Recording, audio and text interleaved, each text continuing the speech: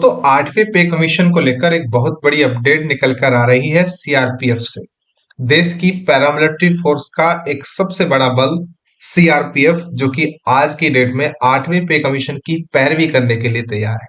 जी हाँ दोस्तों, 8वां पे कमीशन जो कि आप सभी के जिंदगी में एक बहुत जबरदस्त लाइफ चेंजिंग मोमेंट हो सकता है। ऐसे में 8वें पे कमीशन को लेकर सीआरपीएफ ने एक बहुत बड़ी घोषणा की है, एक बोर्ड बनाया है जो कि सीआरपीएफ के न केवल बल्कि जितने भी पैरामिलिट्री फोर्सेस हैं उन सभी की पैरवी करने के लिए एक बोर्ड बनाया गया है।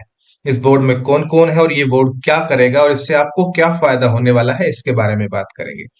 8वें वेतन आयोग तक ये जो बोर्ड है ये सुझाव पहुंचाएगा। दोस्तों सीआरपीएफ आप सभी इसके बारे में जानते हैं। दोस्तों देश की पैरामिलिट्री फोर्सेस में पहला बड़ा नंबर आता है इसका। और केंद्र सरकार अपने कर्मचारियों के लिए अभी तक का ये है कि वेतन और भत्ते दूसरी तरह के आर्थिक फायदों में बदलाव करने के लिए 8वें पे कमीशन का गठन कर चुकी है।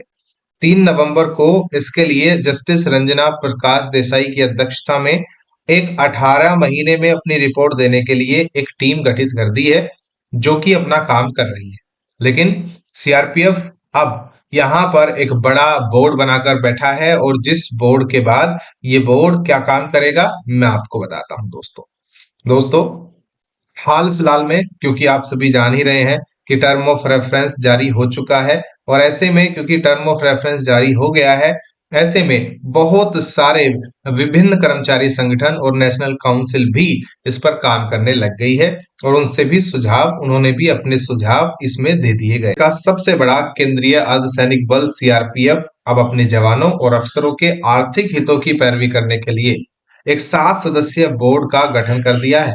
इस बोर्ड में केंद्रीय गृह मंत्रालय के माध्यम से अपने 8वें वेतन आयोग तक अपने जो सुझाव हैं उसको पहुंचाया जाएगा। अब इस कमेटी के बारे में बात करते हैं।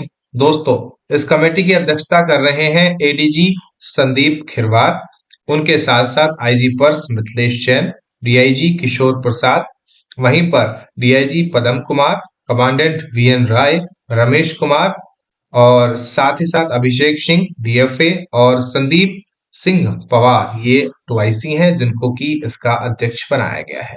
दोस्तों मैं आप सभी को बता दूं ये जो कमेटी गठित हुई है, ये जो एक टीम जो एक बोर्ड गठित हुआ है, इसका काम क्या है और ये कैसे 8वें पे कमीशन में बहुत ज्यादा कंट्रीब्यूशन दे सकते हैं।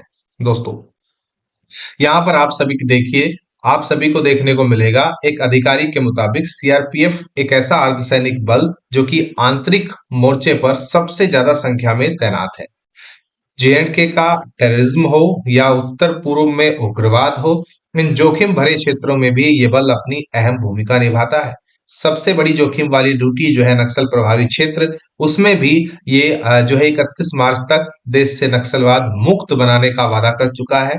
इसमें बहुत बड़ा योगदान सीआरपीएफ का है। इसकी एक बहुत बड़ी इकाई है कोबरा जिसको कहा जाता है और ये इस बल को 8वां वेतन आयोग खास तवज्जो दे, इसके लिए बोर्ड गठन किया गया है। और वेतन आयोग को जो रिपोर्ट सौंपी जाएगी उसमें सीआरपीएफ की तैनाती वाले जोखिम भरे क्षेत्रों के बारे में बताया जाएगा, जहां पर जवानों को किन किन दिक्कतों का सामना करना पड़ता है और उन क्षेत्रों में किस तरह का ट्रांसपोर्ट है, सड़कें कैसी हैं, दूसरी मूलभूत सुविधाओं की क्या स्थिति है, इनके बारे में भी बताया जाएगा। तो कहीं ना कहीं सीआरपीएफ के द्वारा की जा रही ये पहल बहुत जबरदस्त है। और यहाँ पर आप सभी जानते हैं दोस्तों कि सीआरपीएफ किस तरीके से काम करती है और कैसे ये चीजें होती हैं। तो ऐसे में इन मुद्दों को मद्देनजर रखते हुए जरूरी सुझाव बोर्ड द्वारा 8वें वेतन आयोग को दिए जाएंगे। सिपाही से लेकर इंस्पेक्टर तक के कार्मिकों की पदोन्नति के लिए भी लंबा इंतजार करना पड़ रहा है, इसके बारे में भी वेतन आयोग तक खबरें पहुंचाई जाएंगी।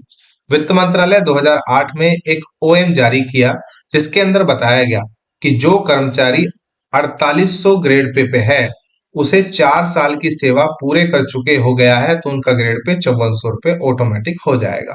लेकिन अर्धसैनिक बलों में ये चीजें अब लागू नहीं होती हैं स्वतः से, तो इसको लागू कराने के लिए इंस्पेक्टरों को अदालत का सहारा लेना पड़ता है। इस तरह के मुद्दे भी इस बोर्ड की सिफारिशों में शामिल होंगे। दोस्तों साथ ही साथ जोखिम भरे क्षेत्रों का मुद्दा आप सभी जानते हैं कि किस तरीके से यहाँ पर सीआरपीएफ ने एक बहुत बड़ा नक्सलवाद, देश को नक्सलवाद मुक्त बनाने का अभियान उठा लिया है। और यहाँ पर इसमें सीआरपीएफ का योगदान कितना बड़ा है आप सभी जानते हैं। ऐसे ऐसे दुर्गम क्षेत्रों में सीआरपीएफ ड्यूटी करती है। उन सभी चीजों का वर्णन भी यहाँ पर किया जाएगा। साथ ही साथ और कुछ मुद्दे भी यहाँ पर उठाए जाएंगे। बोर्ड की सिफारिशों में वेतन भत्तों का ढांचा, जोखिम भत्ता जिसको कि हम बोलते हैं रिस्क अलाउंस जिसको कि हम बोलते हैं, उसके बारे में भी बात किया जाएगा। एचआरए यानी कि हाउस रेंट अलाउंस, इसके बारे में भी बात किया जाएगा। स्वास्थ्य सेवाएं और अन्य वित्तीय सुविधाओं को प्रमुख रूप से शामिल किया जाएगा। साथ ही साथ लंबे समय से चल रहे कैडर रिव्यू का मुद्दा भी जोर शोर से उठाया जाएगा, जिसके कारण अधिकारी और जवान पदोन्नति के मोर्चे पर पिछड़ रहे हैं। सिपाही से लेकर इंस्पेक्टर तक के कर्मचारी जिनको कि बहुत लंबा लंबा इंतजार करना पड़ रहा है, उनके बारे में भी बातचीत होगी। ऑर्गेनाइज्ड ग्रुप ए सर्विस, इसके बारे में बात की जाएगी। नॉन फंक्शनल फाइनेंशियल अपग्रेडेशन, इसके बारे में भी बात होगी। पुरानी पेंशन यानी कि ओपीएस जो कि अदालतों में लंबित है, इसको लेकर भी 8वें वेतन आयोग को ठोस सुझाव दिया जाएगा। 8वां वेतन आयोग, हालांकि इसकी अगुवाई तो जस्टिस रंजना प्रकाश देसाई कर रही हैं, लेकिन यहाँ पर केंद्रीय बलों की तरफ से एक मोर्चा निकाला गया है। केंद्रीय बलों की तरफ से एक बहुत जबरदस्त बोर्ड की गठित किया गया है, जो कि यहाँ पर बहुत जबरदस्त तरीके से काम करेगा। आने वाले वक्त में किस तरह की चीजें होंगी और जो जो सुविधाएं जो कि यहाँ पर जवानों को चाहिए, उनके बारे में बातचीत की जाएगी। इस बोर्ड के अंदर यहाँ पर क्या है, सुझाव ये बोर्ड दे सकता है, क्योंकि आप सभी को पता है मेन काम तो उस कमेटी का है जो कि टर्म ऑफ रेफरेंस के माध्यम से 3